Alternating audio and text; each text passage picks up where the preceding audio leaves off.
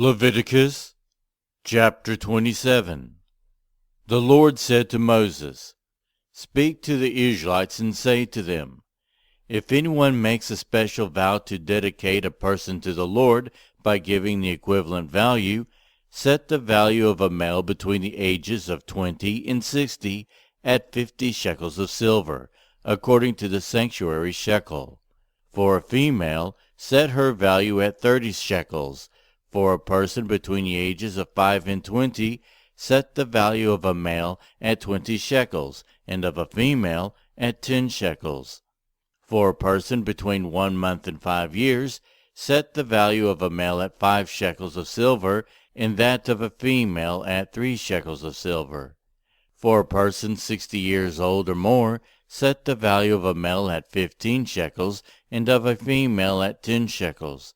If anyone making the vow was too poor to pay the specified amount, the person being dedicated is to be presented to the priest, who will set the value according to what the one making the vow can afford. If what they vowed is an animal that is acceptable as an offering to the Lord, such an animal given to the Lord becomes holy. They must not exchange it or substitute a good one for a bad one, or a bad one for a good one. If they should substitute one animal for another, both it and the substitute become holy. If what they vowed is a ceremonially unclean animal, one that is not acceptable as an offering to the Lord, the animal must be presented to the priest, who will judge its quality as good or bad. Whatever value the priest sets, that is what it will be. If the owner wishes to redeem the animal, a fifth must be added to its value.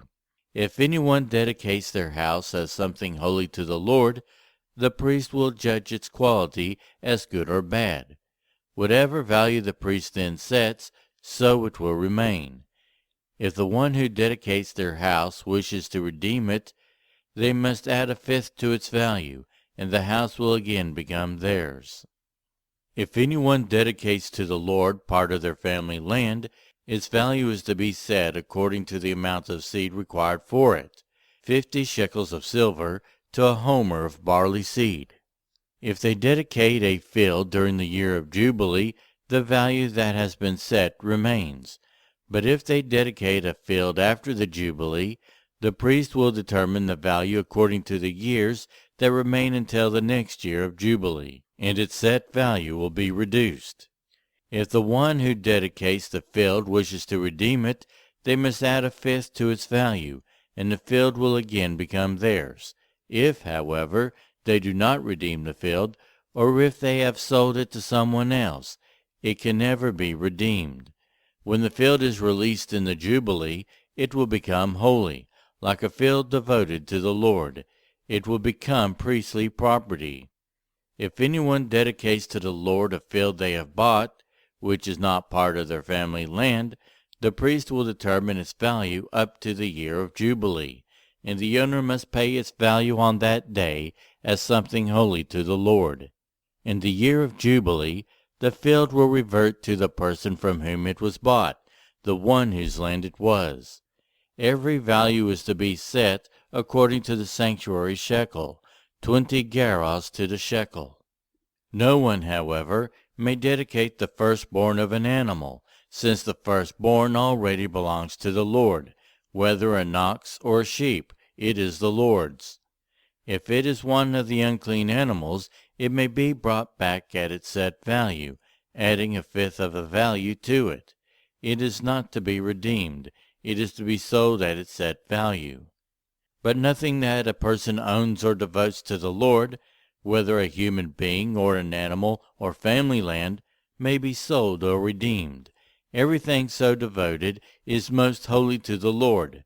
No person devoted to destruction may be ransomed. They are to be put to death. A tithe of everything from the land, whether grain from the soil or fruit from the trees, belongs to the Lord. It is holy to the Lord. Whoever would redeem any of their tithe must add a fifth of the value to it. Every tithe of the herd and flock, every 10th animal that passes under the shepherd's rod, will be holy to the Lord. No one may pick out the good from the bad or make any substitution. If anyone does make a substitution, both the animal and its substitute become holy and cannot be redeemed. These are the commands the Lord gave Moses at Mount Sinai for the Israelites.